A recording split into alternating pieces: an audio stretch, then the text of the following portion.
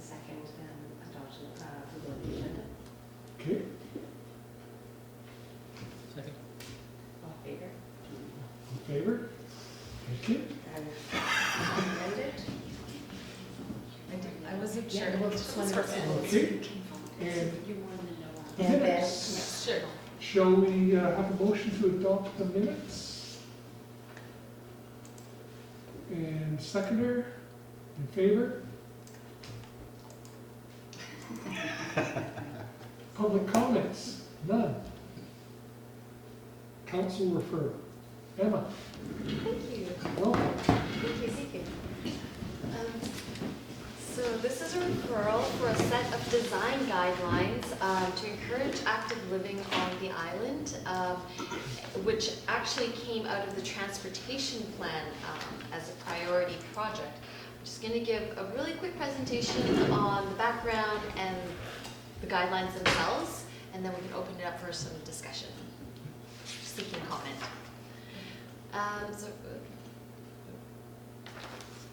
Hopefully this works. Oh, yeah, there we go. All right. So yeah, as mentioned, it came out of the transportation plan. It's actually priority A1 is the first element out of the plan. And the initial intent was to encourage active transportation because a large part of this plan is to facilitate and promote active transportation on the island. However, when we started looking into design guidelines and best practices, the best practice right now in the industry is really to encourage more than just active transportation, but actually active living, which is this slide. So active transportation mainly are modes of getting around that are human-powered, most well known as walking and biking. But it's actually an integral part of this broader concept called active living, which involves incorporating activity, physical activity into your daily routines. That includes commuting, how you move around inside and outside of buildings, as well as spending time outdoors, which has been shown to have a really positive effect on active lifestyles. So when we look at how to design a community, the built environment of a community that would facilitate and encourage more active living, that's called active design. And that's the principles that these guidelines are based on.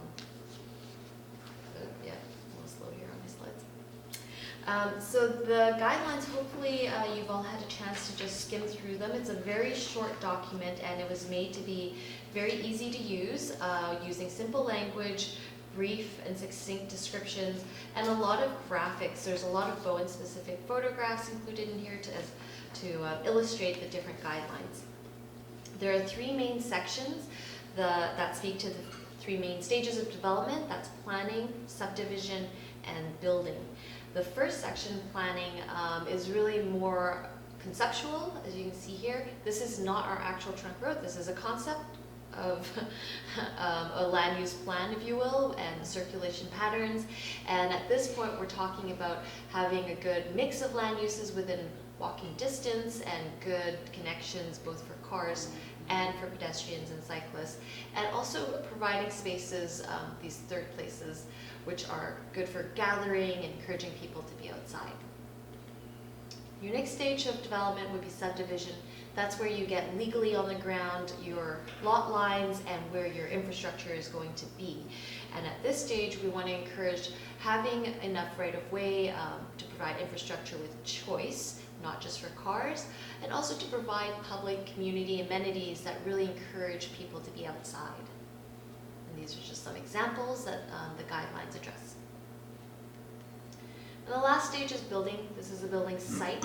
On Bowen, we're mainly talking about the single detached house. We do have some public spaces and potentially the community center, some institutions, but mostly we're talking about the single family home. And here we're looking at, very important, those paths to active transportation networks and deprioritizing the vehicle both in appearance and in function, moving it to the back of the house or in a shady spot, and really ensuring that we have accessibility. So this is for all ages and abilities. That's in a nutshell the guidelines. Of course, if you skim through it, there's a lot more detail, and we're hoping really the objective of these guidelines is to be an inspiration for developers. So when they choose to develop on Bowen, they're given a set of these guidelines that will give them ideas for the direction the community wants to see the built environment go, as well as also build that demand in the community, so capacity building, letting the community know what's out there and what it means for their lifestyle, like if they choose A or B, which one is more conducive to active living. This is not a bylaw. It will be, as the name implies, a guideline. And so after council adopts it, the implementation will mainly be community outreach engagement. Developers will have a workshop to get the word out, get people familiar with the guidelines, what they're there for, and just more awareness in the community of active living. So that's it in a nutshell. And how it's relevant to this committee, I think, is that it is encouraging a way of life that is looking to reduce impact on the environment, especially reducing greenhouse gas emissions. I don't have much more than that right now.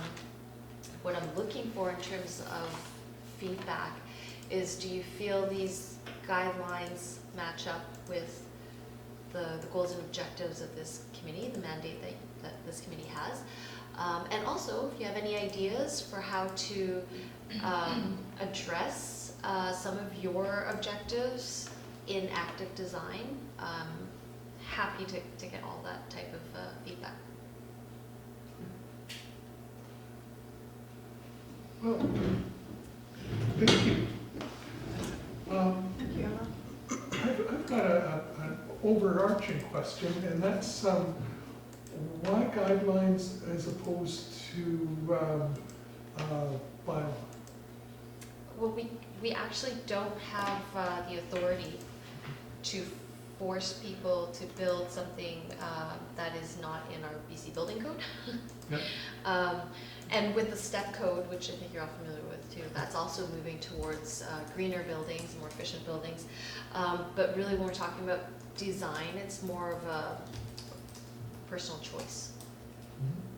So how will this be used, Emma? Like where do you see it? Like how do you see it involved in the process? That's a very good question.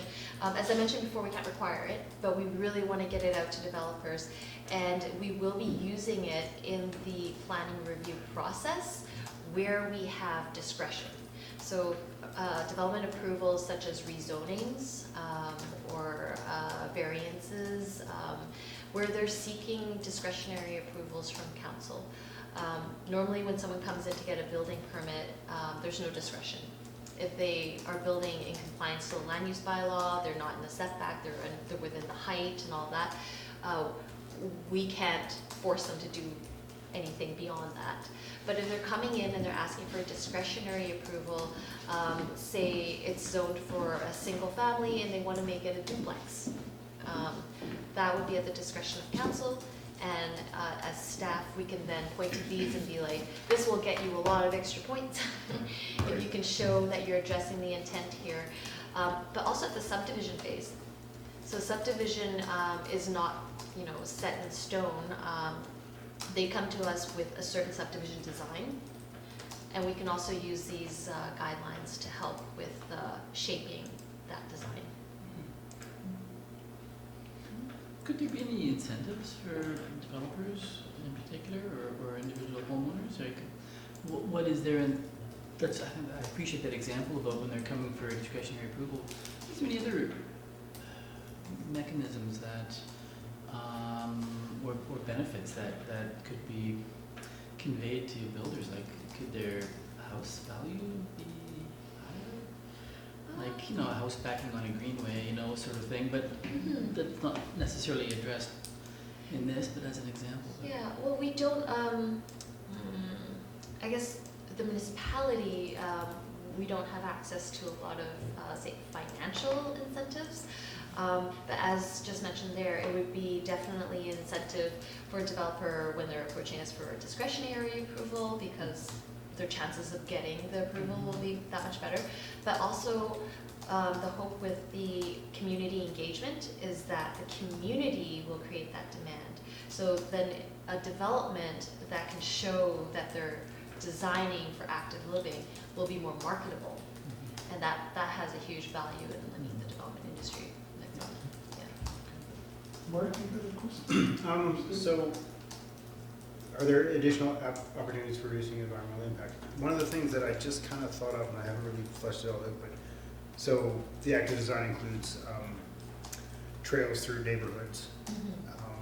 So one of the things I was thinking of, that is kind of an opportunity to provide a corridor for for not only movement of people and animals and plants and all that stuff, but maybe a corridor. Like one of the things that I'm interested in is using natural assets. One of the things that, like North End is putting in street trees that are connected to that intercept stormwater before it gets into a sewer system. And if these, if the design included the space big enough for that there's an opportunity to include that kind of thing, like rain gardens and things like that. And I don't think it's the actual intent of the active design, but if the opportunity is there to set aside land, that could be something that could be included. I don't know if I'm being clear enough. I think, well, more specific to your example of rain gardens, that's addressed in the subdivision and development servicing bylaw, like specifically addressed where it's talking about emphasizing green infrastructure in that bylaw. That being a bylaw is a lot easier for us to implement as well, so that's great. Okay. But I think what you're talking about, like the intent of better using our natural assets to encourage people to be outside, that aligns with this, these guidelines for sure. And I'm wondering if there could be more specific language to that in some of these. If you have time to like go through it yourself too. I will. Just go ahead and send me those suggestions. Yes, I will. But you know, things where it's talking about parks and recreation, it's like consider how developments connect to Bowen Island's parks, allocate space for recreation, social gathering, experience in nature in areas where nearby access to established parks may be challenging. So that's just kind of a general guideline. It doesn't have specifics, but I think the intent is the same. And this is applied both at the planning stage and at the subdivision stage, so that when you're conceptualizing how to lay out the development, you want to look at how it connects with our existing parks and green and open spaces, and how best to connect them.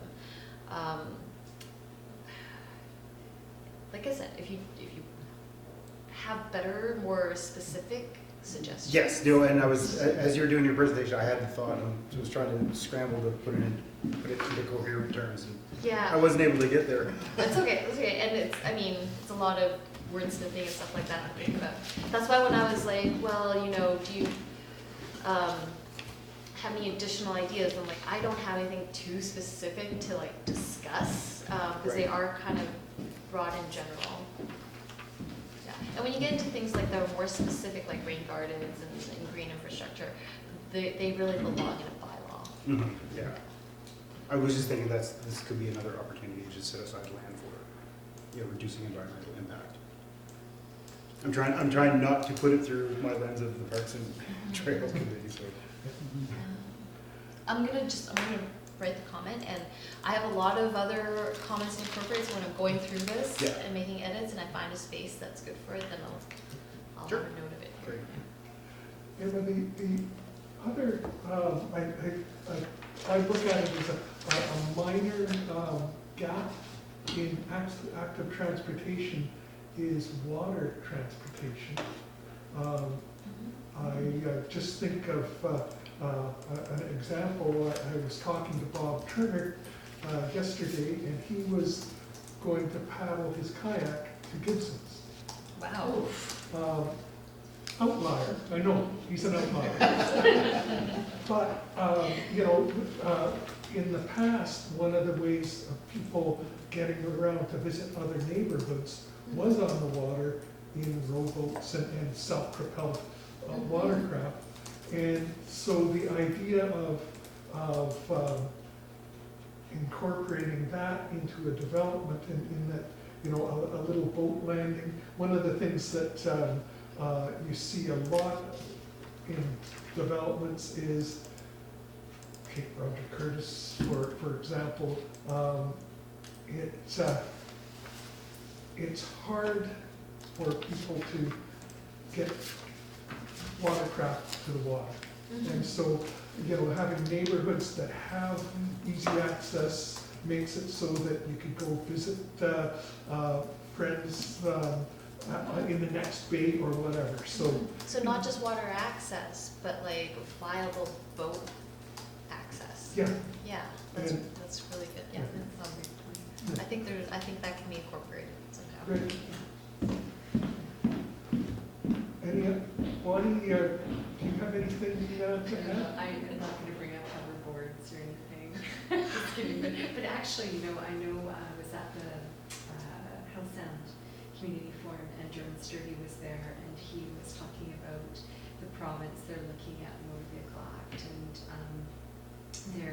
they're having to sort of rearrange some of their thought around what belongs on a road and what doesn't, and around hoverboards and segways and different modes of transportation. And we don't know what might take off, right, in the future, right? So anyway, that was interesting. I think it might be open. I think the legislation might be open right now, actually. And I think the other corollary of that is what is appropriate on trails. As a dog walker who's on on trails daily, one of the things I'm seeing is electric bicycles are morphing more towards electric motorcycles, or in that they're bigger, faster, and hellishly quiet. So maybe that's part of the equation there is with the design for active transportation, where's that line going to be? Because you can call some electric assist mountain bikes are just that, they help you go up a hill a little better, but some are just, I don't see the rider using the self-propelled part of the equation much.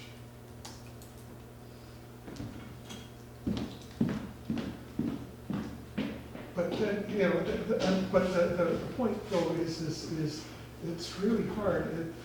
That's so much better than a gas-powered vehicle of any kind. So, Or that they use their vehicle as opposed to being outdoors getting fresh air. And there's still some physical activity, even if it's a e-bike. Yeah. But yeah, it is important to make those distinctions. I think that's what the Motor Vehicle Act is struggling with right now, because the technology is advancing so fast. Yeah. And here's a report. Oh, thank you. Thank you. It's my fault. Well, it's also the printer. thank you. There's been an IT issue in the building. Anybody?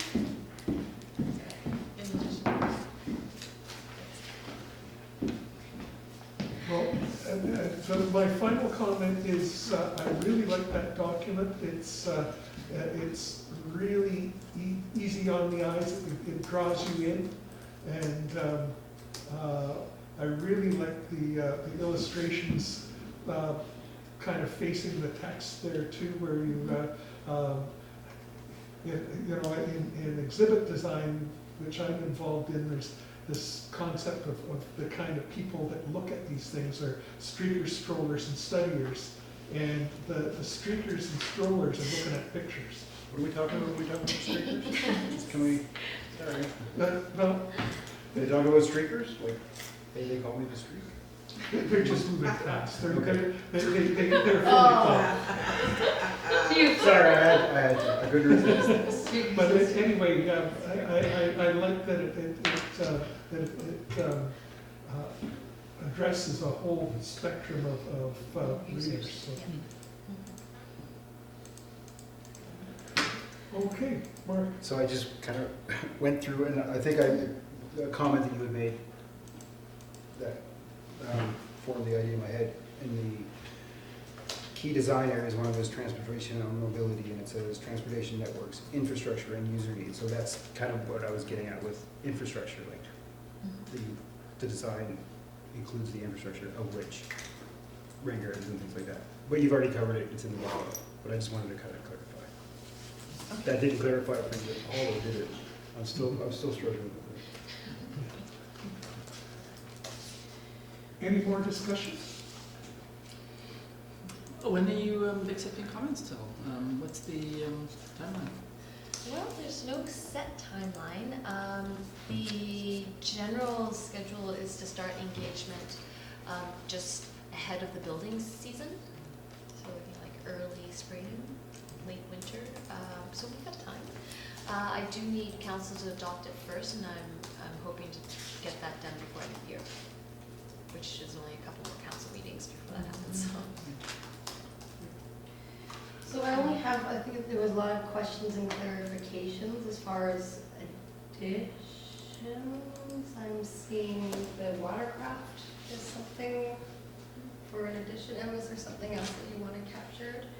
Well, I like Mark's comment. Out of your comment, Mark, my takeaway was that when developing or designing your development, to try and use natural assets. where Well, possible. it's more like to make sure you provide the space for it, because a lot of some of these assets require more space. But it's also other things like, you know, running like power, sewer, whatever through these corridors. Like if that's a thing for infrastructure, let's make it big enough so that it's good enough for the transportation and also leaves more area for greenery and vegetation, just to make it more attractive. That's too many words. I'm gonna shut Does it. that work? No, does that work? I can't win on this. Well, I think, and also, how about like, and set aside natural spaces? I'm trying to put that in words, what you're saying. Yeah, like I had this vision, like you have a neighborhood, you have these corridors that run through these trails and places for active transportation that could be used to contain infrastructure, but some infrastructure requires a little bit more space. And so, as a design principle, include the space needed for any potential natural assets. I guess I'm really struggling with this. You mean green infrastructure? Yes. You don't mean natural assets. Natural assets would already be there, right? Yeah. Right. Okay. Yes. Yeah. So maybe you mean But I like provide space not- for green but infrastructure. I also like Sorry. the yeah. natural assets. Yeah, but I think natural assets Is not what he's getting at. You're right. maintain them. Yeah. Maintain the natural assets. when they are there, and Yes. when they aren't, maybe If the opportunity is there for, Enhance. yeah. Incorporate keep green adequate enhanced space for green infrastructure. infrastructure. I'm so glad you people are here. Okay, I'm getting my head wrapped around it. I will I think it's yeah, it's just more than That one work? thought. Yeah, What? maybe that's my problem. Yeah. You know what, at 2 in the morning, I'm gonna wake up and send you an email, and it'll be clear as mud. Okay, perfect, except for the second that. Second half? Second that. Oh, I like that. That's all I got to. And do we miss anything? are you guys okay with that? It's more fleshed out, but there's something for the minutes, for voting. Right. Yeah, well, that's good, yeah. I'm happy. All right, well, thank you, Emma. Well, thank you very much. You guys vote? Do we have a vote? Yes. That's great. Mover.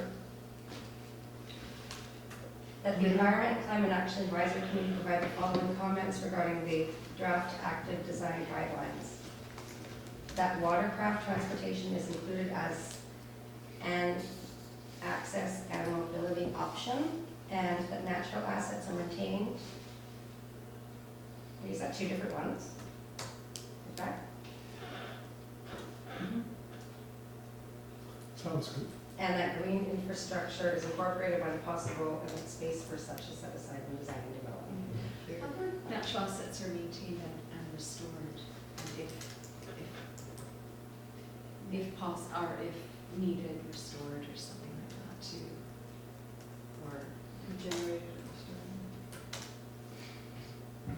think my intent here is that space is set aside when designing development so that natural assets are maintained and if needed restored, and that green infrastructure is incorporated when possible. Because But you don't need space necessarily to, if a natural asset is there.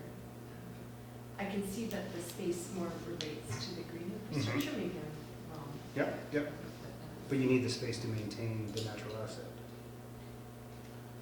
I feel like that goes without saying, if you maintain the natural asset, Okay. the space that it's in is maintained. Good enough. Is that? Yep.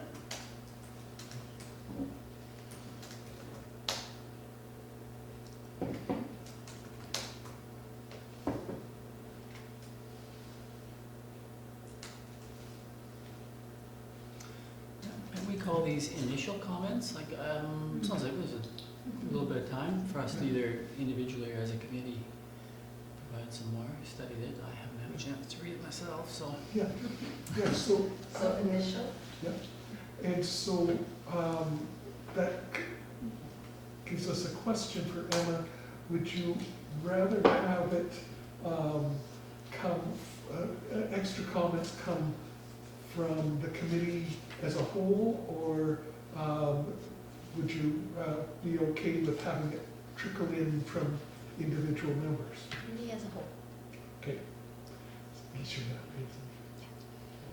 That's more weight. Yeah. So, Okay. so will you send to you, or do you send to staff, or which one? I would suggest send it to me and we'll bring it to the next meeting as one unit. Does that work for everyone? How about the group Is email? that enough time for you? What about the group email? And that way people are, the ECAC at BIMBC, and that way people Yeah. can hear each other's comments and might That's much vote. better. Yes. Yeah? Yeah. And everyone's So anybody has a comment, send it to what she said, and we'll discuss it. I'll bring it all together at the next meeting. Okay. I'm not sure when the next ECAC meeting is. Next month, same time, same place. First First Thursday of the month. Thursday of the, Okay. I just want to make sure there's enough time for me to still bring it to council before the end. Right, because the 9th is council meeting, you're gonna have to have Submit it, it before. and we'll be on, it's not Yeah. much. In December, can get Yeah. Yeah, so Okay. maybe if you could get it to me by email, if everyone agrees by email, like within the next 2 weeks? done. Can we provide this for now? Yes. Is that, Jeff, are you comfortable with this Sure. for now? And then if something else arises, then we can handle the process after that? Okay, you get a mover. do we have, we do, Mark. Seconder, I said, we've got 2 seconders. no, And in favor? Opposed? Carried. Thank you very much. Thanks, Emma. Thank you, Emma.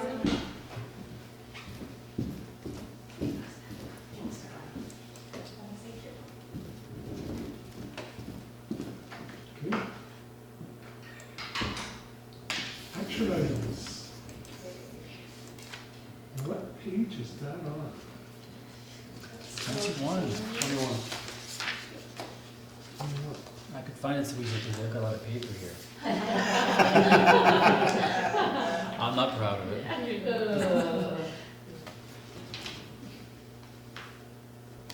Okay.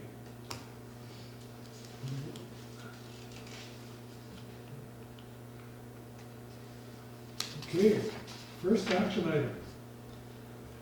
This guy, Will Husby, is red-faced and he says he has not yet notified schools and students about the municipality's climate emergency declaration and action plan. We haven't finished them yet, though. They're going through council and they are, I think, going to all the committees. David's presenting at most of the committees. And we're all commenting on them, and they're gonna be revised, and the emergency declaration has been made. Yeah. And Bonny had suggested that maybe the mayor might wanna go to I'm gonna talk to our communications I think that's, person. that would be so much more powerful. Yeah, Yeah. just because he's been involved with Yeah. a lot of the letter writing. Yeah. Yeah. It's- so- Yes. Seems like a bigger thing maybe now Yes, than yes. it was initially, Yeah. so it's not your fault. But, no, I think that's a good direction to go. And I don't feel anything but slight embarrassment for not having initiated something that I'm not going to do. Okay, We should take that out or move it or something like that, because it's not your, I don't know. yeah, yeah, no, yeah, you're, let's remove that. Thanks, Jeff.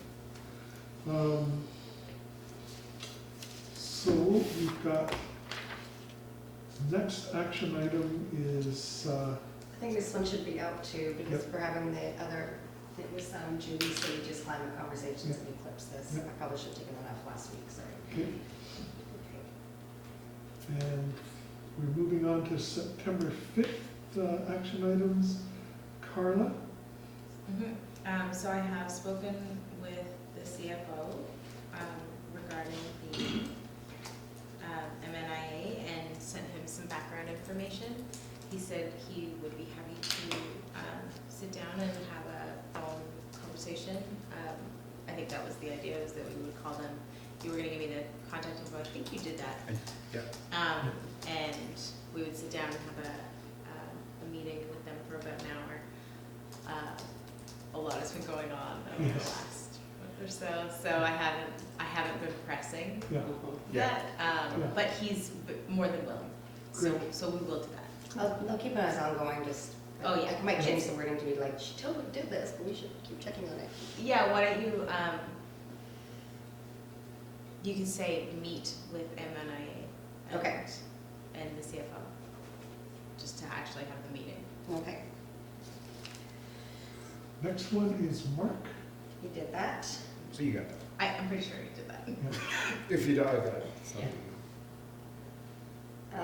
I think this next one will come up in Denise's item later on, or, Although she probably did inform them, so. okay, we'll take that one off. So we're at 4 now? Number 4, did people email feedback to Will and Alan regarding the water conservation plan? They must have all sent it to Alan. Because Alan tonight, she said it's in the works, right? So, Okay. so, I don't know. So we'll take it off? I guess so, yeah, I didn't provide any comments, but is that still, there is still opportunity? Yep. Mhm, okay. Okay. Did you, was the water conservation plan sent to Carla to share with the Director of Engineering? Or Carla, did you share with her? I did not send it. I'm not sure if Alan did. I don't think so. Maybe it's not ready yet. I will have talk to him. shared with him that this is something that we've been working on, Okay. and, you know, because a lot of there's some funding out there that can be spent on some of the infrastructure replacement, but it has to be part of a larger plan. And I've suggested to him to use this plan as a kicking off point, at least for grant Okay. applications. Okay. So I will talk to Alan and we'll, I think maybe you guys didn't want to send it to me until there was more comments, maybe? Yeah, we can totally do that for next time. okay. Can I just ask about the water conservation plan, how it started? I'm just wondering the initiatives, like is it a council directed to this committee, or was it a committee sort of initiative? I think there was a brainstorming session at the beginning, which was developing the work plan, and that was one of the items. So Alan's doing something, and the intent then would be to take it to council or to. Yeah, we're looking at it as kind of an outline that it's such a big project that it's probably not a volunteer project. It's more, we have a set of points that should be covered by a professional doing a contract for. So I guess, so is it, so Alan's just coming up with some succinct items that should be included in a water strategy? That's right. When, and with our recommendation as potentially as a committee be to council that a water sustainability plan, comprehensive plan be developed and these items be included? That's the Something idea. like that? And so it's a subcommittee of Alan and I, and we plan to approach Jeff to be involved in that. I have, we've been discussing it and both have said, we should get Jeff involved in this too. So if I will formally talk to you about that, and if you've got time and interest, that Sounds would be good. nice to have your input. I'm in. Okay? Well, that's great. Am I putting Jeff as joining the committee? Yep. Put it as an action Just item said and then yes. strike it off. And also, just want to say that interim director of engineering, he has an extensive water background.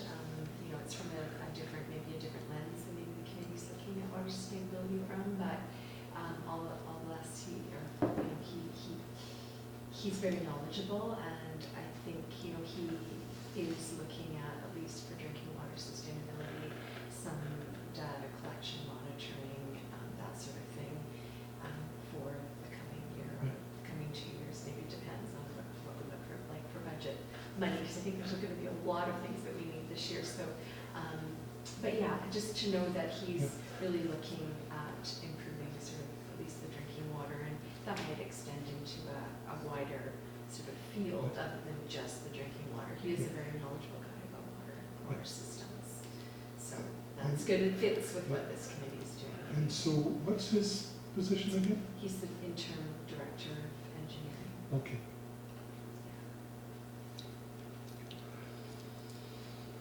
Find out, oh no, bulk buying, that's item 7.1. Find out what the project is made of, 7.1. So I have not done that yet. I didn't want to start Okay. inquiring. I know their information says it's all recyclable, but I would like to find out what like it's not something you just put on the curb to have, That's to right. take it to recycle, so when it comes time to recycle it, like what actually happened? Do you have to bring it to you? Do you reuse it? And, but I haven't gotten into contacting the supplier about And that yet. foresee what kind of costs we would have if we bring like 50 of those and then they all expire at the same time. We have to then take care Yes. of the you know, the way of producing Yep. the recycling board, so. And expiry date, I hadn't thought of So which number are we on? Number 8, check with the CAO regarding providing support to businesses, building center. So that was okay. Yeah, Okay. and She when said I it was talked, okay, so he's, yeah, when I talked to Leia, she was like, I said, we're not partnering, and she just kind of laughed and said, of course, we're working together. Yeah, okay. So it's all good. I talked to Carla, or sent Carla ideas to be included in funding opportunity proposal. You probably were flooded with suggestions. Flooded with suggestions. Is the deadline passed on that? no. And I didn't indicate here which funding. So I think that the funding was just, like, again, Oh, it and- was that The water water thing, okay. grant Water. that we've seen some of, and, I mean, I've kind of brought it up to a bunch of people because I just don't have any really great ideas, so if you think of anything, Yeah. that was Leave it kind on of there. Yeah, that's the good. yeah. Think of how we can But you conserve need- water. You need it by the end of the year, though. Like, you need ideas by the end of the year? Oh, no? Oh, okay.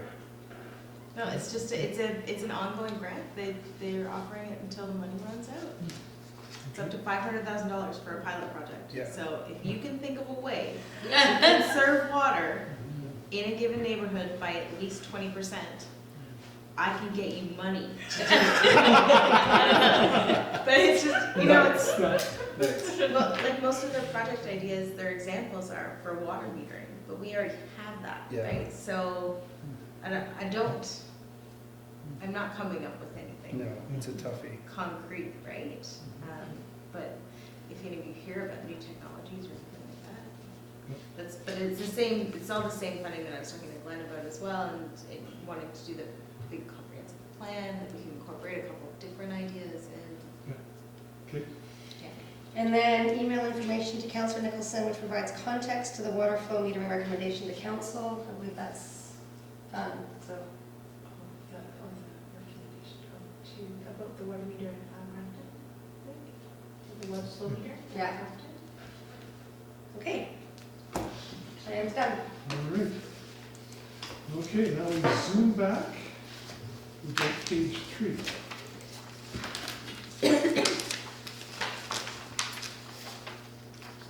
So we're on staff update. Carla, do you want to go first, and then I can fill in what some other items? I was thinking maybe about the course project and planting of trees. It's more of a parks and trails thing. I just thought I'd have some basic plans environmental. Sure. Just a quick overview. I think it's a great project. Both of them are great projects. Sure.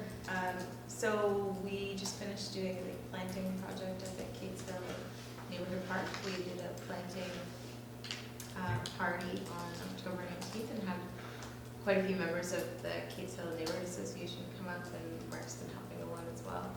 And we planted about 400 plants up there and kind of did a rehabilitation of the site that had been kind of used as a dump area, but dump, but, you know, for fill and that kind of stuff. So it looks really great up there, and I would encourage you to go have a look. And planting trees is definitely always a good. Carla did so much work, and Mark did so much work there too. And it's great. I mean, it's not all native plants, but they're plants that really will attract birds. And it's going to be this kind of nice little thicket of birds, bees, butterflies, and humans can eat some of those things too. So it really is such an improvement of that area.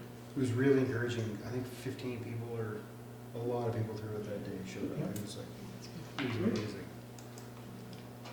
And so up next we're doing a gorse removal in Seymour Bay. So gorse is that invasive plant that's been kind of taking over the area there, that the yellow flowers and the big long needles. There's thorns around their spikes that get you, and it's really been taking over out there. So this winter we're going to go down there with a machine and a dump truck and yank it all out. And Is that like what they call broom? No, it's like, Similar? it looks, It's broom on steroids and nasty. I'm sure I haven't met that person. Broom doesn't have the spines, they look quite similar. they do. Yeah. from afar you might think that it's Yeah. something, but And I think a lot, for a long time, people thought it was broom, and for some reason, I think broom is kind of one that we see, and we don't necessarily think it's bad, even though it's really bad, because it's idiopathic, so it kills it, makes it so other plants can't grow in the soil after it's gone. But yeah, people thought it was broom, and then but it's gorse, and we have one of the only infestations in Metro Vancouver area. There's a little bit out by the ferry terminal, which may have come from here, but we have that claim to fame to have this infestation, Wow. of course. And so that happens when? this winter probably in the next month or so. And is that a team that goes out and helps pluck that through? Well, it's going to be myself and Ian, our parks operator, and then a machine operator, like a excavator. They had started, Bowen Properties started on their own property, and that's kind of how it came about. Was they said, okay, we're ready to do something. Can you guys do something about it too? And the golfers said, yeah, we'll do something too. So we're trying to all work together, and so I've been trying to contact all of the people in that community as well to try and tackle it all at the same time, because it's really the only chance that we have is this, if everybody does it. But they said that when they had their machine trying to yank it out, that the machine was just rocking back and Oh my forth. And God. that's how deep it's rooted. And it's funny because I remember seeing like a Facebook post a while ago and people saying, let's just get out there with some shovels Yeah. and some good old, good old hard work. Good luck. And it's probably gonna be a multi-year project. Yeah. Like we'll do It'll a be big ongoing bulk, for we'll get sure. those big guys this year, but to keep going on it. So you have a plan to revegetate? Not right away. Yeah. But yeah, I'm hoping to use the BC Hydro grant at some point to plant trees along the pathway that goes from around the lake there down to the golf course. It's like all on the roadside, so. Are there any strategies that help suppress the roots from coming back or anything like that? Do you know? That's hopefully we're just gonna get rid of all of the roots, and then the small seedlings that come up will be a lot easier to pull. But the roots themselves, if they resprout. The gorse doesn't break from its roots very well. I mean, it will, but the big concern is all the seed. Yeah, I think Because it's just gonna be. A mature gorse plant produces like 40,000 seeds a year or something.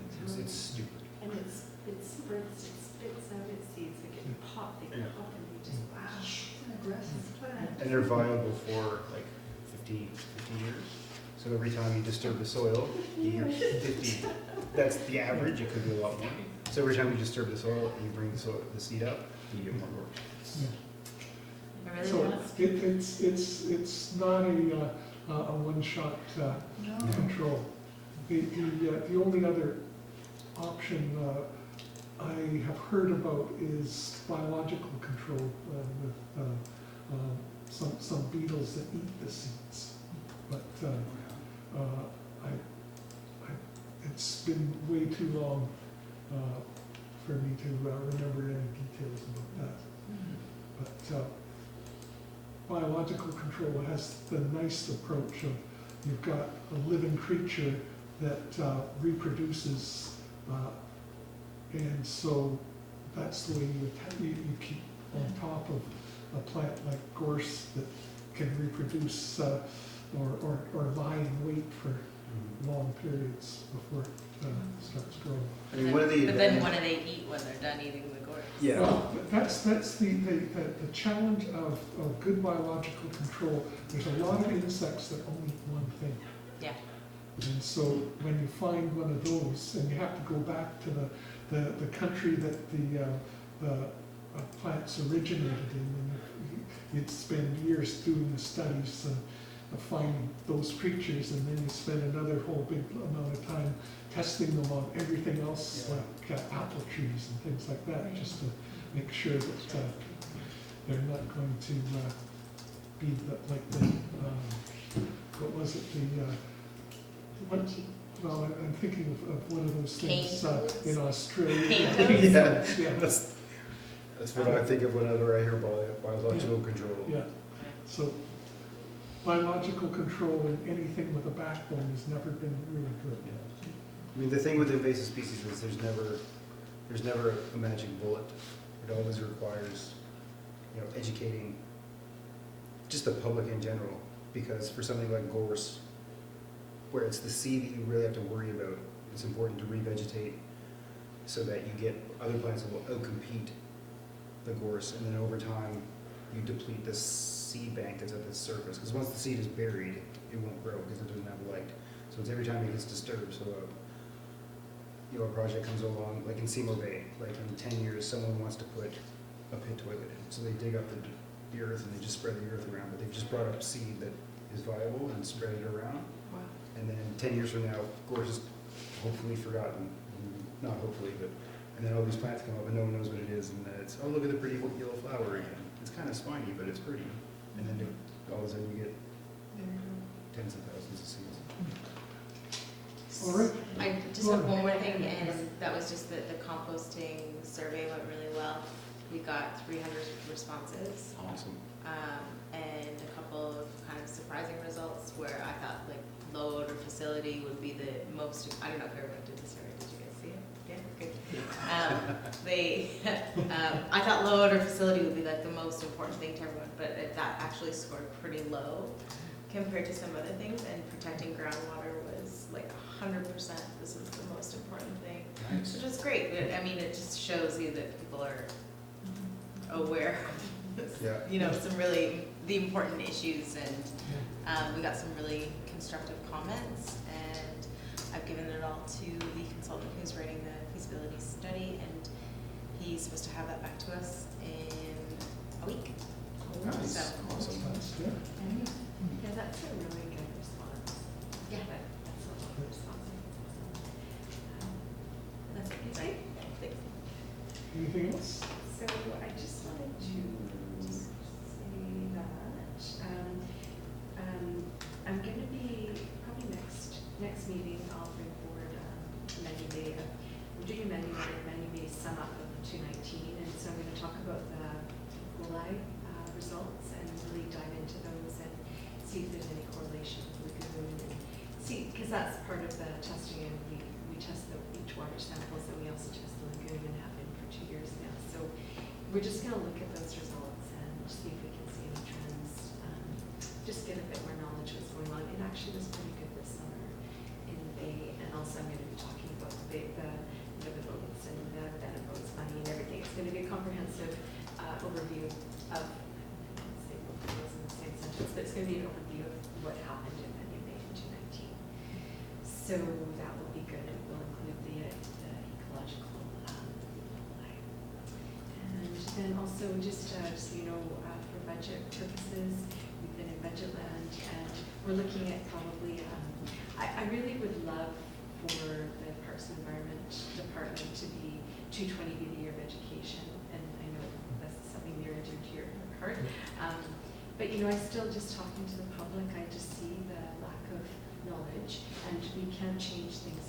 If people don't understand why we want to do something, like why do we not want to put riprap right down into the ocean? Like, if you don't understand what implications that can have, then you know, it's not the guidelines or the doing it right to your property, doing it as offshore approach or whatever it might be, it just isn't important. So I really think education, right? But we're also going to look at a comprehensive sort of interpretive program in Headwaters, Quarry Park, doing bog restoration there, bog fan restoration, and pushing back successional stages, just so that we have that outdoor educational opportunity for our kids, because we just don't have very many of those ecosystems on Bowen Island, and with all the development, we probably won't have a lot more of those. So it's really important we have a bog fence wetland complex, and just to keep it that way is, I think, important for our island. Yeah, so then we'll have lots of opportunity for interpretive lavender tea and just these plants that don't show up very often on Bowen. So I think that'll be really exciting. Put in the pit toilet, maybe augment the parking there, and then do some restoration, and then some interpretive kiosk signage and signage throughout the trail system. So that's it. Great. All right. So I think we'll skip the climate emergency coverage. So we have the transportation update from Councillor Hocking, who's not here, Yep. so that will be nothing to report. Okay. And then what I did with Councillor Nicholson was there were a few items from council that looked interesting that I often just put in info items, but I thought maybe you could speak to them. So just maybe on camera. Just that the recommendations from you guys regarding the bridge, the Culvert. So I have spoken just a little bit with Glenn, our interim director of engineering, and I just mentioned that I asked him about his thoughts on potentially a bridge. He's done some great work with culverts that are fish friendly. There's some good materials out there. There's some good technologies, some good building best practices.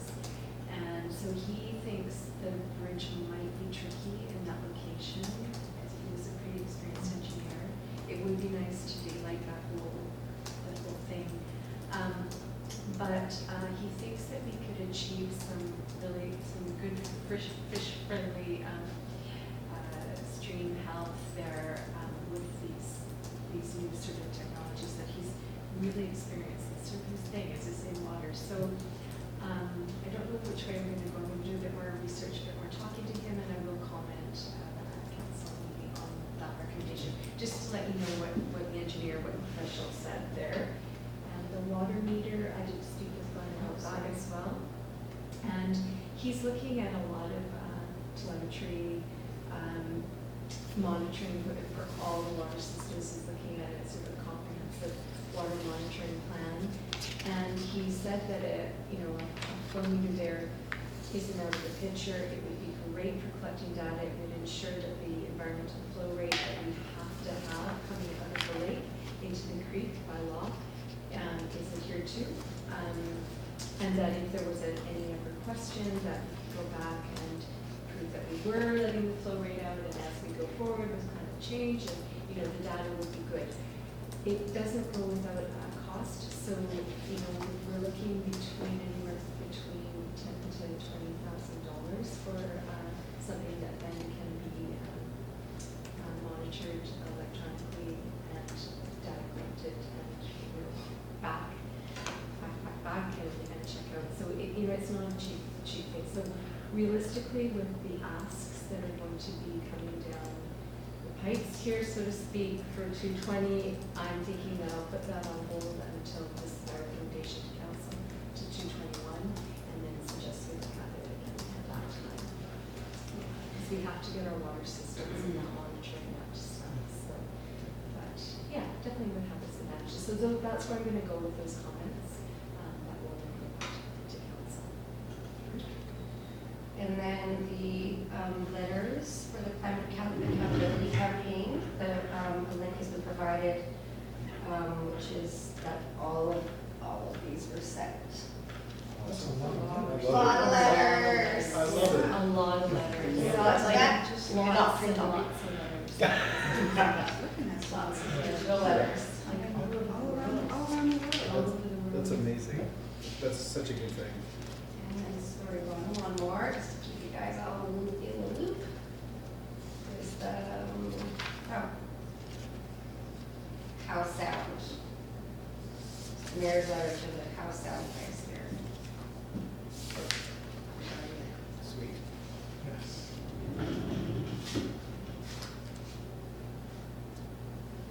Lots of good things. Okay.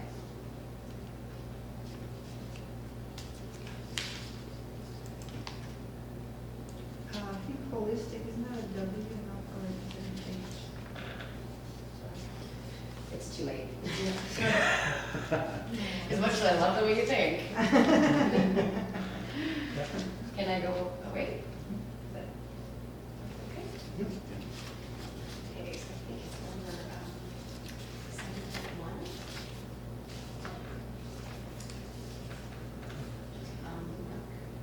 That's me. What page? That's on page 74. So that is just a picture of one of the tanks that was on at the building center when I went and talked to Lena. That is the, I think it's a 275 gallon. Yeah, 375. 375, right, yeah. So that's just an example of, I don't have a lot to report because this was just a kind of a preliminary discussion to make sure all the parties were on board, which they are. When I talked to Lena, she's the manager of the building center. She was ecstatic. Just thought this was just such a good thing. She's absolutely, whatever we can do to help is great. So some of the things we discussed, first was the price. I've included the price list that they had from their supplier. So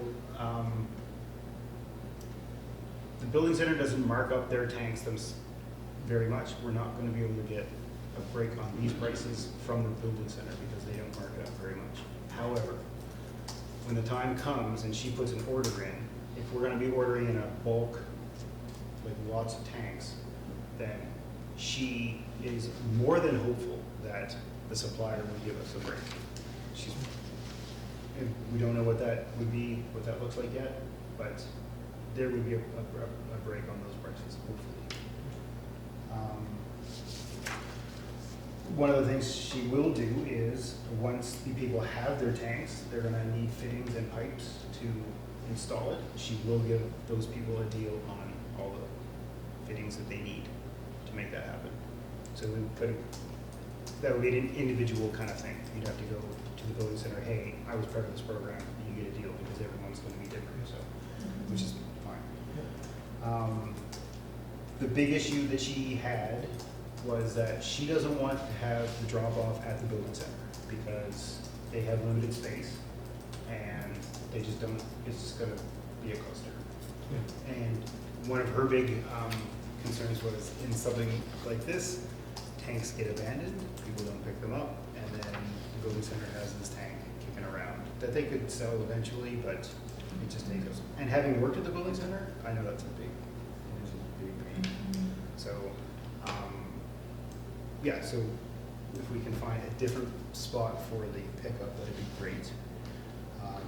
One of the things that she said was we would have to coordinate with Jim Clark, who does the deliveries for the building center, separately, which is not a big deal. I actually ran into Jim at the building center, and he's the same thing. It's a great idea. Let's do that. Give me notice, and we'll go pick him up and drop him off. And he's, of course, obviously he's got the truck to do it.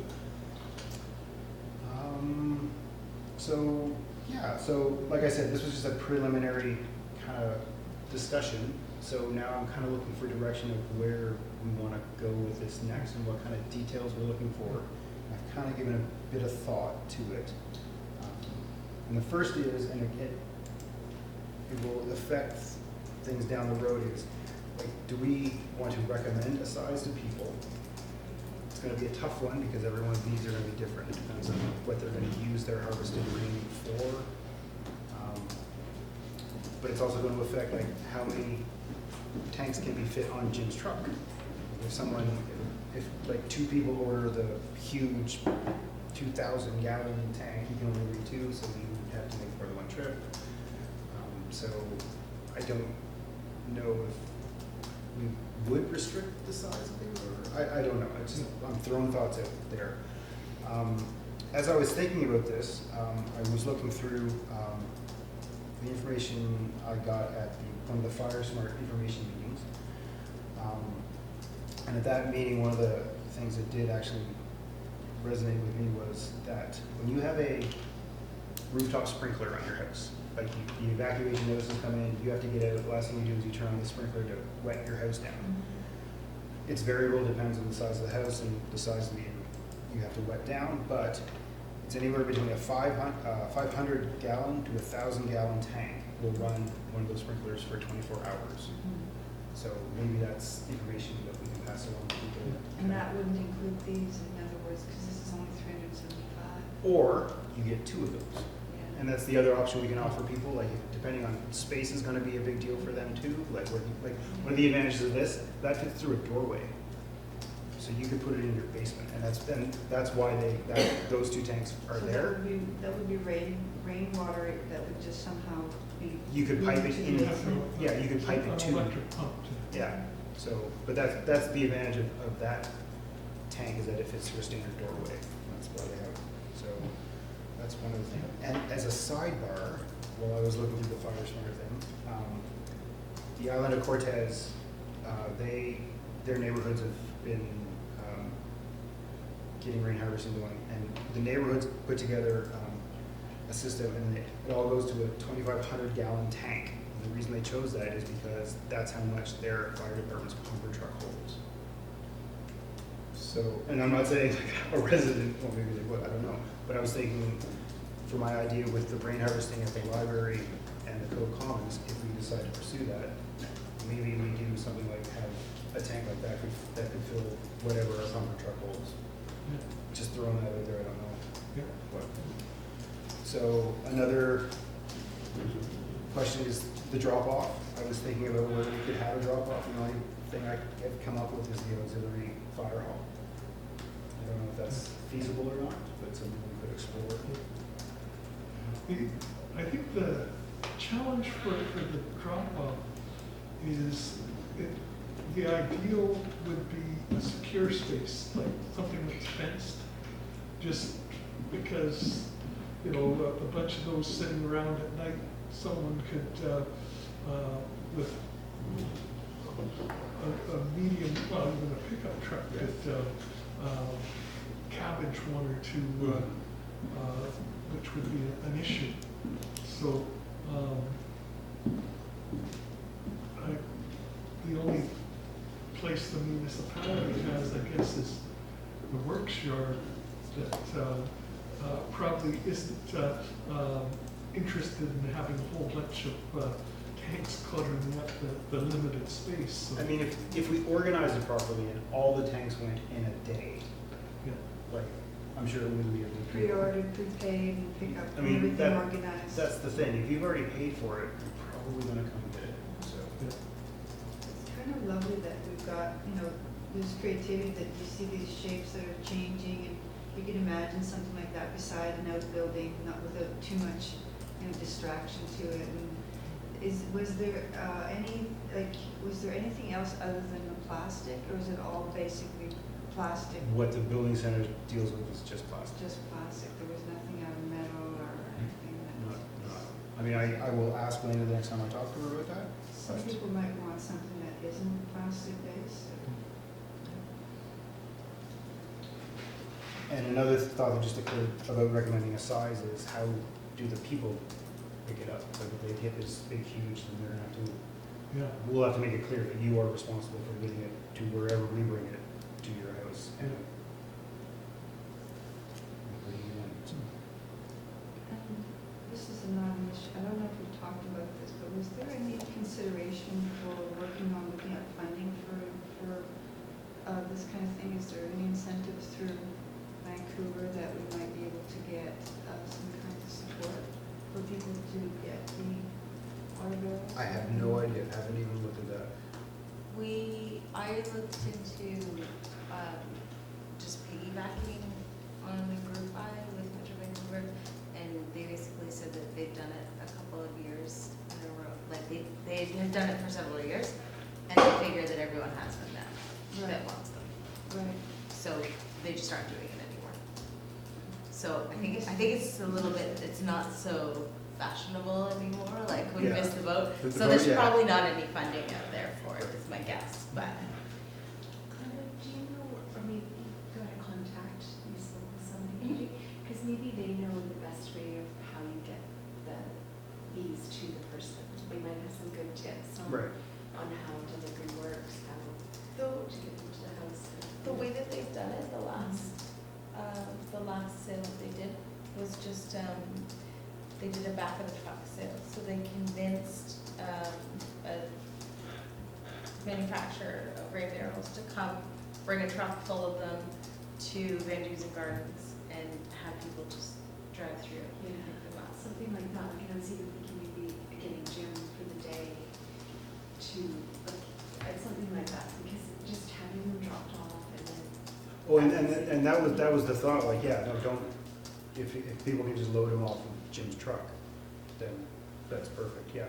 But I was wondering if maybe, like, driving around, Oh, to have different him, parts of the island. oh, I see. And then people are coming to him, You might be into that. perhaps, I don't Uh, know. The same idea, but. We can say that there's a delivery charge. You can charge a flat rate delivery or something like that. Because then they don't have to Clean it. Yeah, yeah, because I just, said, like, leaving them unattended, and then Mm. come get them, and. It's a little bit more complicated than it seems, definitely. Yeah, I'm just, Logistics of it. I mean, I'm just thinking, it's gonna, if there's a lot of tanks, that's a lot of drop-offs for Jim. And maybe he'd be able to do it over a couple of days, I don't know. But then, that would be almost ideal to me if each, I mean, logistically for the the homeowner, it might be difficult because you need to organize some people to help you carry the tank, or get the tank to where you're going, but then all of a sudden, Jim gets delayed, and, yeah, I will talk to Jim about that, and see if he has any thoughts, and, yeah, and maybe I'll stay in contact with you about if you have any thoughts about that. I was gonna say, is there any reason, like, I don't want to step on the building center's toes, but is there any reason we couldn't call these people and negotiate a discount with them? Like, just to say, like, if we order this many, could we, you know, could we get this kind of And discount? That was one of the, yeah. So like they can, and they can, the building center, their profit margin stay the same or Mhm. whatever, but. And then we can advertise the price, which Right. which would be nice. And we can say, tell your friends, and if they order one too, it might be even cheaper or Yeah. whatever, you know? And then the manufacturers, you said in Vancouver, the manufacturer came with the items and then. Yeah, I just don't know if we have to kind of guarantee that they're gonna sell a certain amount. I will. And that brings it back to the building center isn't profiting anymore. Like, the whole reason that this wasn't done before apparently was because we thought that we'd be kind of competing with local businesses if we started trying to sell rain barrels. And so, that's why we were kind of trying to Right. facilitate the building center doing a rain barrel Yeah. buy. I think they should just sell it out of their yard. I know they don't want to necessarily, but I Right. think that Well, she wasn't, people should go into the building center and pre-purchase, and then that they're responsible for picking it up. And I mean, if they've already sold it, storing it there until someone picks it up is, Yeah. it's kind of part of. Building Do center business. will deliver for a $50 fee too, so, and They have the stuff frankly, that would be inside. well worth your while to, right. the extra $50 just to have it, I mean, I can talk to Lane about that. I mean, If it's prepaid, maybe it would be a little different. yeah. Are we talking about rain barrels, or are we talking only the large capacity ones, like here? That's the other question, like Yeah. what sizes are we talking about? yeah. It's like the city programs, I think, have been like the standard rain barrel size where yes, they can come in the back of Right. the truck Right. and you can put it in your minivan, but Yeah. I mean, those and- aren't gonna be much of a contribution on Bowen. Well, and that's the size. thing, like a rain Or barrel anywhere. doesn't hold. Yeah. I mean, kind of the intent was to get meaningful Yeah. storage, Yeah. but that adds to all these issues that come up, so, So I think this is an ongoing, yeah. study, and thank you for doing Oh, no, for this sure. work. We've got 6 or 7 months more of rain. Yeah. Before the rain stops. Before the rain stops, so we got 6 months to figure it out. The thing that will really boost sales is another drought. Yeah. Yeah. Shall we move on? Everybody?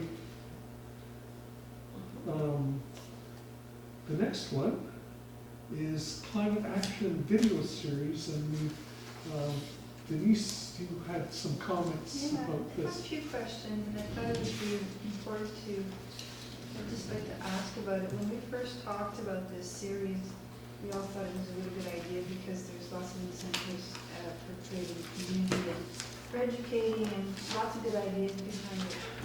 And when I opened the video, I wasn't taken. And I thought, because it's just a draft, we had talked about putting forth a recommendation. I thought that was part of our work, was to ask for the information to be set up in a way so that we could monitor before it was put together.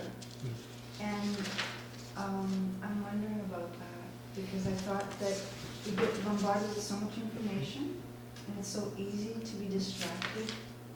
And I think it's valuable, but I felt two things. One, when you're doing a video, I mean, I did take cinematography, so I have a little bit of understanding of how it sets up and how it gets delivered. And I feel like it should be done simply and more succinctly with a simpler message and easier for people to assimilate. And I think it would be probably to our advantage and to the community's advantage to be able to receive that if we monitor the content first and allow ourselves to have some impact on that. And including style, I think, and The whole duration, thing, and the whole the thing. whole concept. I think that was the idea, but Yeah, I can see that they put a lot of time and energy because I know a little bit about it, enough to be able to go, yeah, you did that. And it's not like I want to discourage them, but I feel like if we have that many coming and we have that many like, just the outcome would be better for us, I think. So how, because I wasn't here, how, was there talk that we were going to have input, the Yeah. ability to? I had asked, I know others had asked, I wasn't the only person asking for some kind, I've done enough of it to know that if you write out, even in point form, what you're going to talk to, and just maybe a few things that would give us an indicator, and how it's going to go, how much time, it gives us an indication. And I thought we were going towards that in some way. So I was kind of shocked to get the video without having seen any of the grounding or groundwork set up for it. That's all. Can I point, may I speak, sorry? Yes, you must. I'm not on the committee, but I just want to offer a section of the minutes. Yes.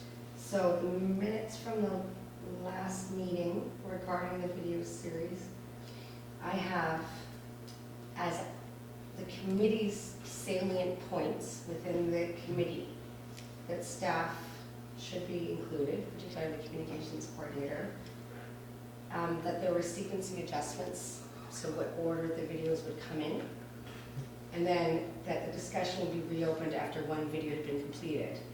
I would like to note none of this was voted on, none of this went to council, none of this went to staff as a voted on resolution, but those are the salient points that I captured from the conversation.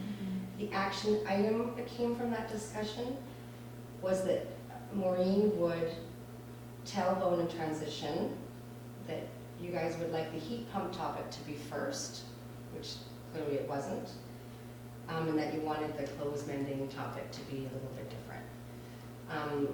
So that was the capture from the minutes. We didn't send it to council or staff, it didn't go associated with the CAREP funding, it wasn't a condition of the funding.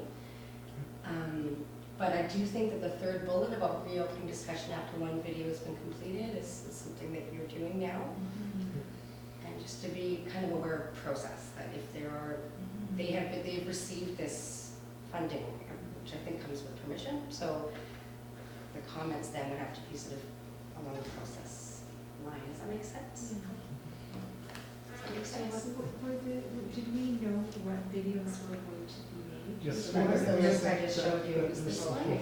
And so And we there had was the one, Maureen's point, there was something about mending your clothes, she wanted to. It wasn't Maureen's point, it was she was tasked with taking that point to the group.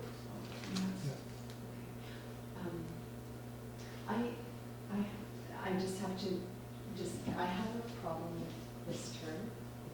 I like protecting Board's natural legacy, but I have a problem with the term conservation development.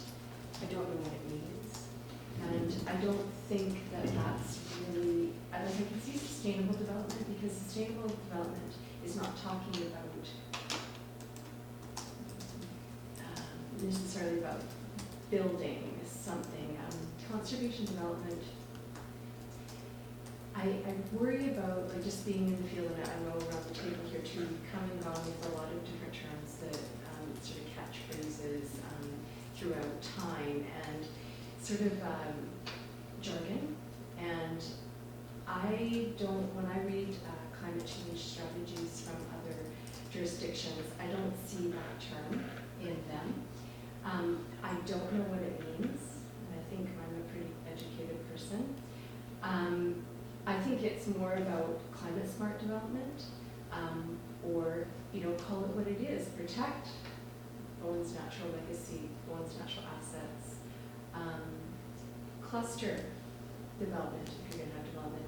But just to use that jargon, I really don't like the term. I think it's sort of a catch media sort of right now, but as I say, it doesn't was just thinking, Yeah. it's an I mean, oxymoron. sustainable development, because I did my master's in it, it's a bit different. This is different. This is not like the term sustainable development. This is talking about actual building of houses, removing forest, but saving. A good theory. I understand, you know, close to can. So develop cluster houses close to transportation, preserve Bowen's natural legacy and assets. Those are all great things. That's what we should be talking about. Climate smart development maybe. But to use those two words together, it's just my personal Yeah. take on I it. would even go that it's not an environmental term, it's a development term. Mhm. And so, I think that's, and you know, and it's championed by one of our local developers too, John Reed. And so, I think it is an unfortunate term, because it doesn't fit with all these other topics. And really, you can't conserve something when you develop something. Like if you developed it, you haven't conserved it. Like, you see what I mean? So, we've got some comments that are coming up that I think are important, that I think we may want to have at our next committee meeting, invite this group, at least I think Dave Pollard came previously, and have a discussion based on things that are coming up in this discussion. Because we had a discussion with him prior to him coming to you, or before, at least twice anyways, about asking for the content to be delivered to us first, so that we get to see what we're gonna do and where it's gonna go. So, I don't know what more we can ask, and Well, I So think we have to reiterate this, I think Bonnie's comment there is very strong, and we haven't had a response to what Maureen, they asked for Maureen, so I think we need to talk to them. We also need to ask them to please send the videos to all members of ECAP, not just a few select ones. Yes. or send That would be it nice. to Steph anyways, if she could pass it through. But that, I mean, Well, that's a yeah. great email address, you can't have them receipts on that, I mean, it's 2 A's. Careful about that, but, right, that's a good, Well, yeah. Jeff, you're good? Well, I wonder if we need to have a community discussion or a discussion amongst ourselves before actually meeting with him to clarify what our expectations are. Because some funding's been provided, there was talk at one point, well, is this supported by Bonny municipality, or is it a co-production of municipality? Yeah. And there was some talk about how, well, the messages that are in the videos need to be consistent with the policy and procedures and guidelines of the municipality. A great example is, Bonny, exactly what you're talking about with conservation development. Gosh, if the municipal logo was on that video, that would undermine a whole bunch of stuff around that. Conservation development happening in other committees with staff. Yeah, that term has been used. But but it hasn't been translated into any documents yet. I think it's a term that's caught on, and I'm just, you know, maybe it's just more my personal, that I don't like jargon, I like to know what, because I think I'm pretty educated, I have no idea what it means, right? So we're really Just trying to sharing educate, it with the municipality, it's in Yeah. the building. Yeah. It's in the building, but I guess it's just not incorporated into any documents. When we look at Metro Vancouver, like if we're trying to, so with the aim of conservation and development, I'm assuming is to build smart, to climate change, you know, I think mitigate. it's been used synonymously with cluster development. So I think cluster development is explicit, but conservation, like something like this, I see, that I see a group of, and I think John would be great on the video, I think that'd be wonderful, but also maybe somebody like the CAO from Gibson's municipality, who is very, very involved with natural assets, municipal natural assets. So if it's entitled Protecting Bowen's Natural Legacy, I mean, it'd be great to have John's perspective,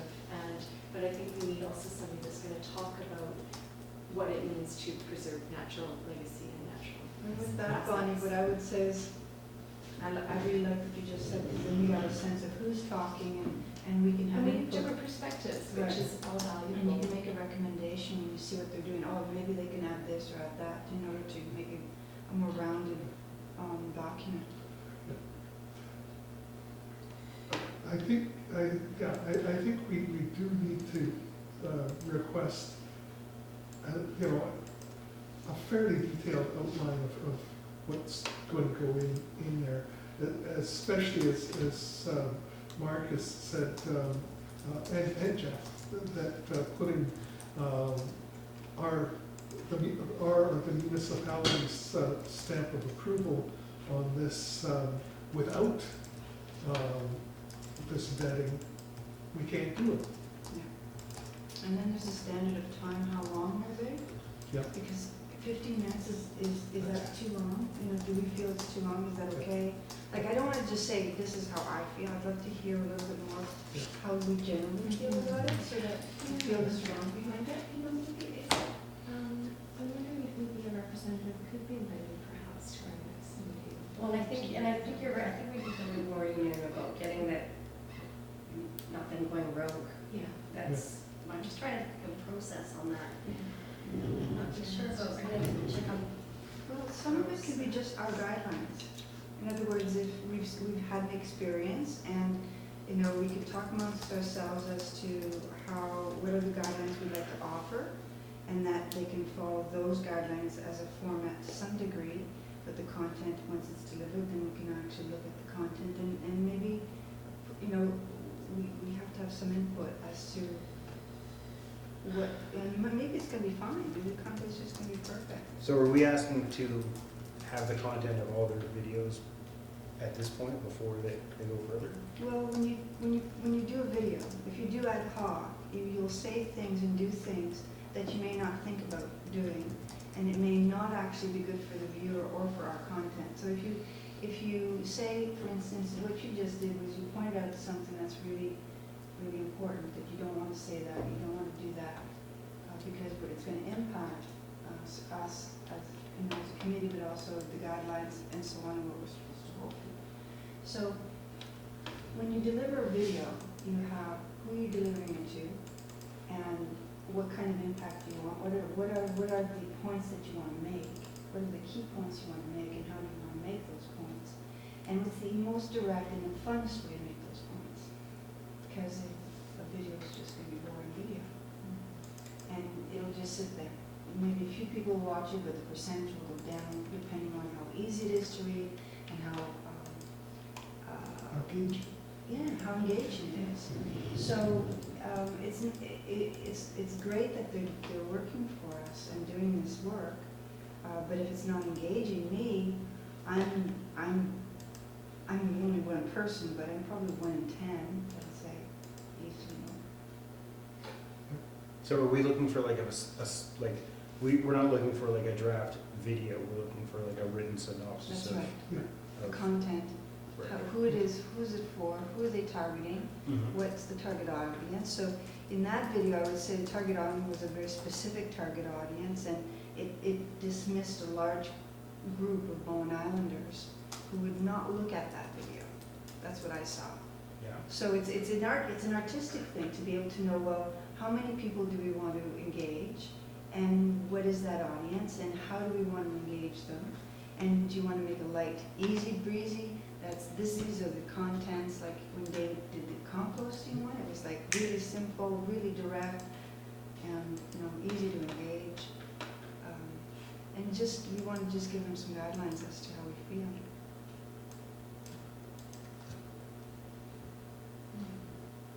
So what is our action? We're talking about requesting a meeting with the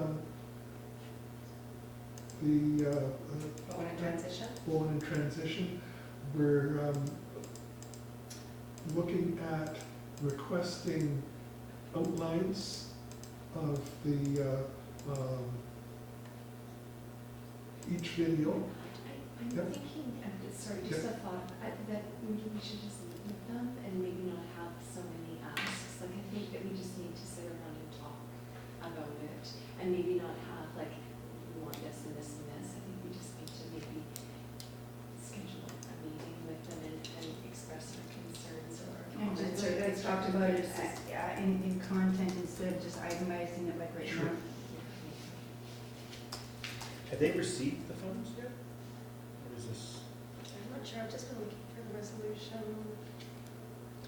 We've, I mean, it's been directed that we give them the funds, at least. I don't know that the check is actually written, but it's, But there was that's no, set in stone. but there was no directive, like no council, no direction that we would have any input. I can't find the resolution, but I don't think that is existing in it. Okay. So we might not have, like, we might be stepping out of our boundaries of what council had endorsed, perhaps. It's possible. Yeah, and I wasn't here, and I'm sorry, I'm not Do you remember what council meeting it was? What council meeting it was? I would have to, no. I'm surprised I wasn't. But the council meeting, I mean, it took a while to go through council. There was a bit of a confusion, I think, with It it. ended up being directed to staff, like it went to, no. No, there was no, it was because it was the carrot funds and we had trouble deciding where the carrot funds were gonna go. And we had talked about the videos and we Here it made all the is. comments about the videos, but then those comments didn't really get carried along with the, I'll put it on the screen, sorry. My slowness, just a sec. I'll change it to the computer.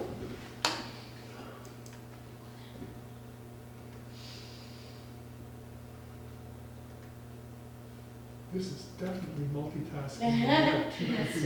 Yeah, you're. Seems a bit low side about it. Okay, so, does anyone want to read that out loud or? Councillor Nicholson, that one, is moved and seconded.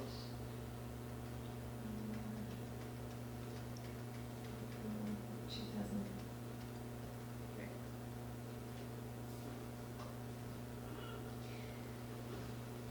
So the Board in Transition received $2,000 from the 2018 Climate Action Revenue Incentive Program refund to support development of 6 videos in the Climate Action video series.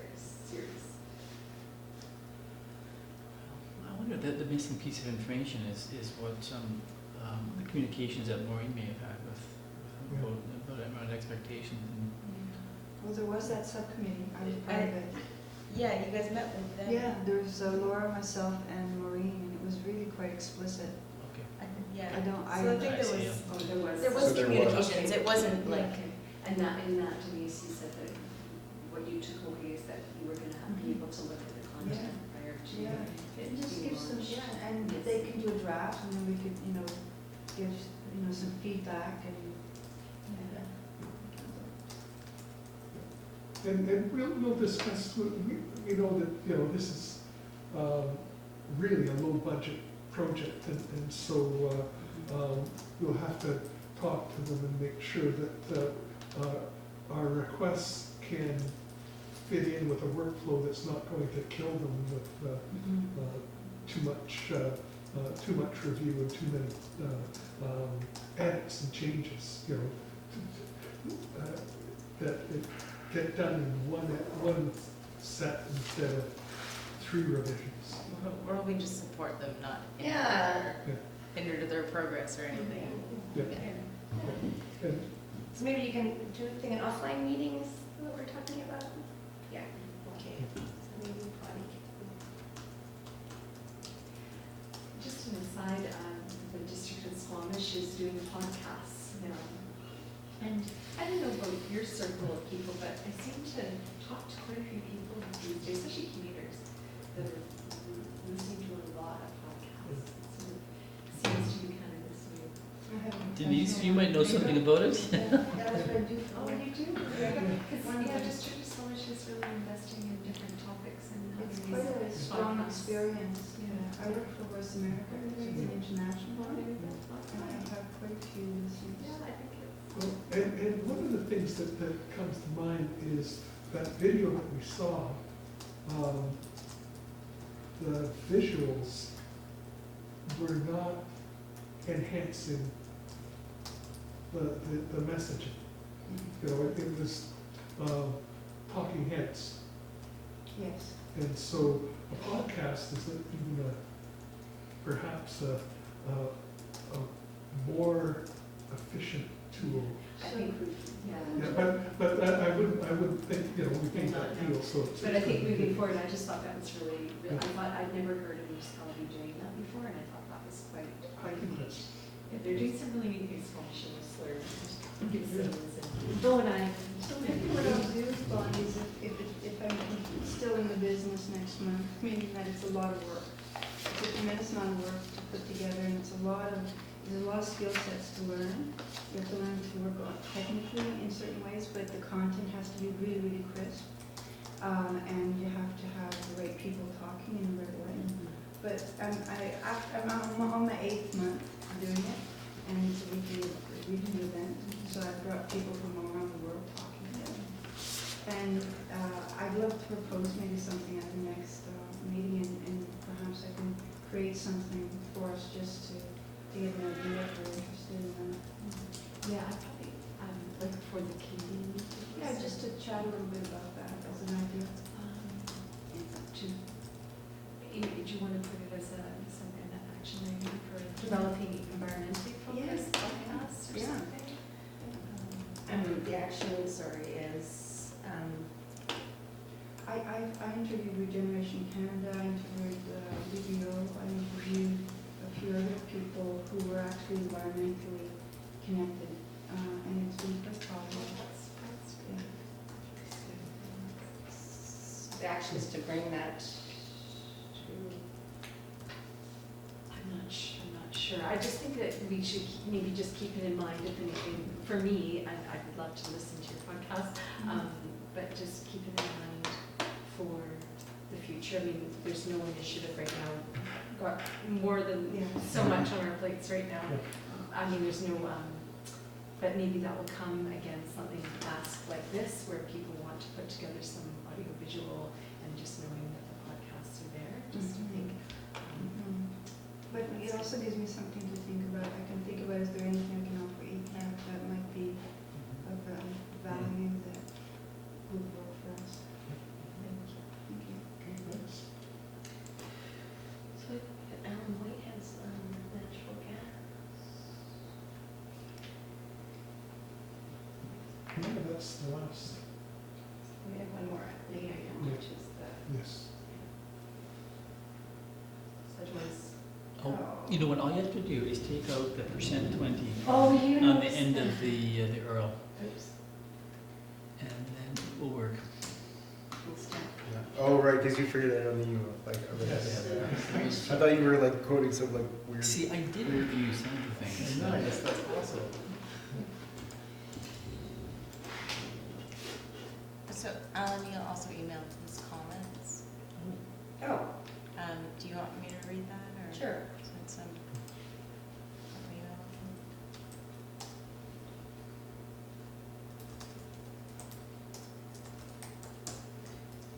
So he says, regarding agenda item 8.1, I think the issue I'm raising is self-explanatory. The approach mentioned in the article is, to me, an example of the sort of climate leadership that BIM can easily demonstrate. The ban would affect only new proposed propane or natural gas heating/cooking systems based on fossil fuels. It would not include renewable natural gas, otherwise known as biogas. It could be coupled with a carrot, such as discount on municipal permitting fees for the alternative systems, such as heat pumps, etc., that are intended to replace fossil fuel gas systems.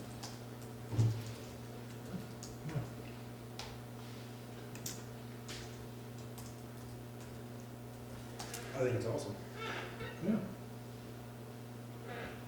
I think it's an interesting concept. I wonder about in a rural community that sometimes loses electricity.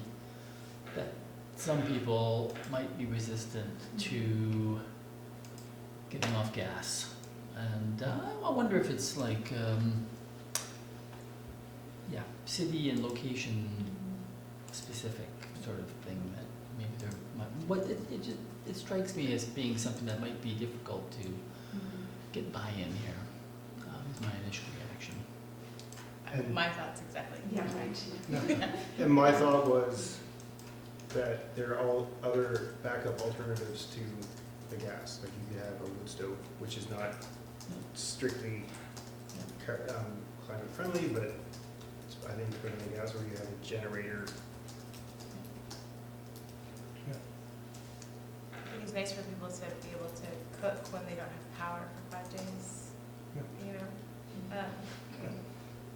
I'm not gonna cook over my wood stove. I have a wood stove, but I don't have a gas stove, but I cook on my propane, Culvert stove. Yeah. And I wouldn't like you to take that away from me. I don't, you know, Yeah, I know. I know no one's trying to, but Yep, I'm just saying, yeah. I understand why people would want to install that, and I feel like it's so minimal here, like that we're not gonna make a big difference, we're just gonna piss people off. I don't know. Is that make Yeah, sense? Yep. I thought it was very interesting. Again, if you look back, sort of look forward to 220 and the year of education, that maybe, there may, we're moving forward and articles like this, I don't know how we, good information, but I don't see us going anywhere with it at this time. I mean, you'd have to get some bylaws, you'd have to put it into building code somehow, and building code was just redone, and like the logistics of it, I don't know how we could, and I think there would be pushback, exactly for the reasons you mentioned. I think it is interesting, I would love that,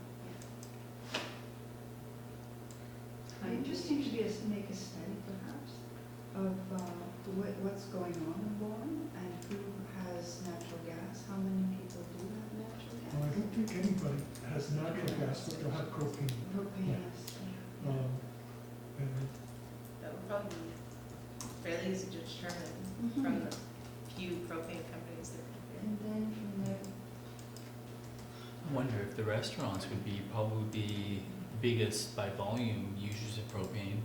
They wouldn't be part of this anyway because it would be residentially focused. A commercial kitchen would probably never switch from gas ever. So I start to wonder about the net benefit. it'd be interesting to have Alan here because he's the one who's kind of trying to talk to us yeah, about it's- it. Absolutely. Yeah, I would love to hear Yeah. Alan's thoughts about it. Yeah. Absolutely. Next so, meeting. next meeting, let's Sounds good. continue with that. Okay.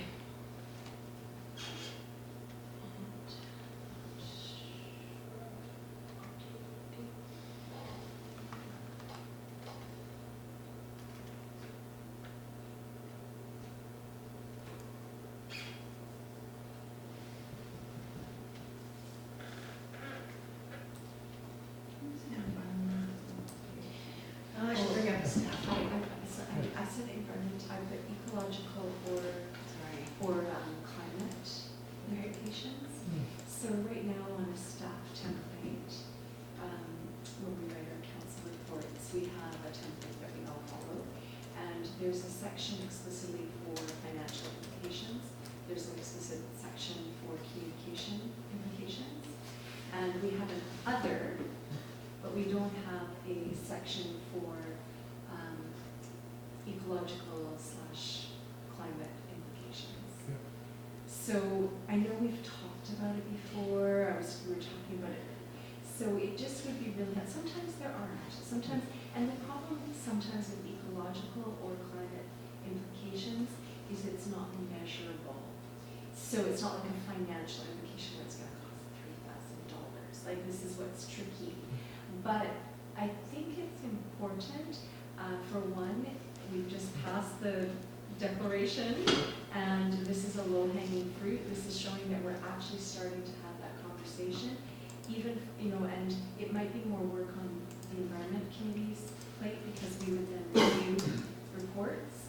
and have to flesh out that section, just as our communication coordinator, Sophie, has to look at communication implications when we write reports. We have to let her look at that section. Our financial officer looks at the financial section. So I would be probably looking at that ecological or climate section. Sometimes, you know, it would be potentially, like I can see myself using those words like kind of a bit airy, which some councillors don't particularly like, they like the hard numbers. But this is where we have to start. We have to start the dialogue. We have to start thinking about those implications. Can you give me an example of what you would consider that would fall under that, ecological Yeah. implications? Yeah, but one that comes to mind for me is a development, a large, I'll just say a large development someplace on home that is going to greatly result in more habitat fragmentation. Okay, so there'd be some kind of consequence that we want to watch out for. Yeah, and you know, I think one of the things that is a big challenge for a small community is developments that are nickel and diming ecological goods and services. You know, taking a little bit out here, and so unless it's acknowledged and challenged, I think it's going to continue to happen. And so that's one of those things that won't have a finite dollar value or even environmental impact value by itself, but when it's looked at in the bigger picture, it's going to, we're dismantling our infrastructure. Or you can talk in terms of lost carbon sequestration. You can start talking that, right? So you could So that also potentially means that much more carbon in our atmosphere, right? Things like. And you know, a loss of a small wetland is going to negatively impact infiltration of water into the water table. Are these impacts directly related to, as you just said, development, or can they be actually done, let's say, through, this is an offhanded example, but would this also perhaps include impacts of an event? Let's say we had a big event and, you know, it's like Bowfest and it's a mess and we need help with, you know, being more conscious. Or a big parade in Snug Cove in the middle of heron nesting season. Right. You know, If there was a council report about that, then that would be something we would consider. So this would be a place that we could put these odd things that we need to pay attention to. well, Not really, sometimes. I think it's just like part of the report, like let's say I'm writing a report on, Replacing a culvert at Middle Road. okay, that's a good one. That's what I've been thinking about. Or, you know, wanting money to clean up a boat in Manning Bay. So there'd be financial implications. There'd be some communication strategies involved. There would be potential ecological impacts if the boat wasn't cleaned up. Like let's say the boat has lead batteries on it, so then you're impacting fish habitat, you know, that sort of thing. So it's more specific, and sometimes we won't be able to answer that. That if there's a boat with lead batteries, then we know that that's going to be most likely damaging to the fish habitat and to the aquatic environment. So I mean, that would be under that section, perhaps, right? And in many cases, it might be no concern, for example, Exactly. or no comment, or. Low, That's- yeah. My reports are usually about appointing committee members, and it just says financial implications, none, communications implications, Yeah. it's gonna go out in highlights, Yeah. done. Yeah. So it'll be environment implications, none. And At least you have to yeah. stop and, But where you can have that heading instead of it being other. It's actually got its own. Yeah. It's got its And own it can be place mark. seen. Yeah. it's Yeah, got its own and place. I think I could speak for the committee in saying that you'd be delighted to be referred any, We'll see referrals. we'd be open to referrals if, Yeah, and if it would support your work too. yeah, Bonnie, I that don't would know be- about the terms of reference, like Parks and Trails definitely get referred to rezoning subdivisions, and I don't know what the terms of reference for this committee are off the top of my head, so I'm not sure if we are, if that's within the purview Yeah. or not, yeah. I think the important thing for me, I keep hearing Councillor Hocking's comment that he always makes is you have to look at everything through the climate lens. And this is an opportunity for us to just have a more holistic view of everything that we do, that we can put it through that It lens. might spur on some great conversation Mhm. with council to Yes. table as well. And I think, the other big catastrophe we're facing, including, other than climate change, is the loss of biodiversity. And so that's covered in the other. Yeah, or that's ecological Yeah, concerns, right? exactly. So, and that's the thing, at first it was just gonna be climate implications, but really, we have to look at things like biodiversity loss. And so, I think that's a great thing to add. So we'll see if council, maybe that's, yeah, so that, I just sort of, you helped me there. I know we've been talking about it for a while. Yeah, we've talked about it so much in other committees that I actually thought it already happened, and I had to look back, but it hasn't. It's easy. Is a resolution needed, or is this, That's it. shall we vote? I'll move it. Do we need to be specific with the terminology of what's being recommended, or is that something that, is that the title, Bonnie, that you favor? I do kind of think, we were talking about it as staff today, and I think kind of that's sort of what we were talking about. Yeah, I think environmental would be fine as well, environment. Environmental. But climate. ecological is good if you, I'm good And with council, either way. I do like ecological as opposed to environmental, because environment can encompass climate, and I kind of want to maybe put both. I think we have one, because we have one in the template, is there one section that has an or in it already? Here, it's got financial/resource/maintenance implications. So we could do a ecological / climate change. Is there anything that might be under the banner of environment that isn't under ecology Good and question. climate action? I'm just trying to think of an I know, example. that's a good question. It's late. Because Can you do all three? air pollution is climate, okay, fine. Anything on the living world is ecological. What about on landforms? Now I'm stretching things a little bit, but. But air quality isn't necessarily in climate, like, when we're talking Okay, about so we're not climate, we're talking talking about about carbon. climate change. Yes, that's Like, true. we might be talking about air quality, not in the sense of greenhouse gas emissions, but in the sense of Particulate matter. particulate yeah. matter, and that's, so, yes, that is an example. So- I mean, I don't mind, I like I that. think we should- Do you like that, Yeah. Bonnie? Yeah, 2 likes. Yeah, everybody's in, yeah, and it's there, and council may tweak it too, so. Oh, I yeah, think that's, we cover everything. Yeah. So we've got the motion, Mhm. we've got a seconder, all in favor? Opposed? Unanimous. Bam. That's good. Nice. Thank you, Bonnie. Yeah, that's a good one. Yeah, that's really good. That's it. We are done. Do we have a motion to adjourn? You don't need one. I just found it out too. We just get to leave. Oh, great. Walk away. Yeah. No, you have to come.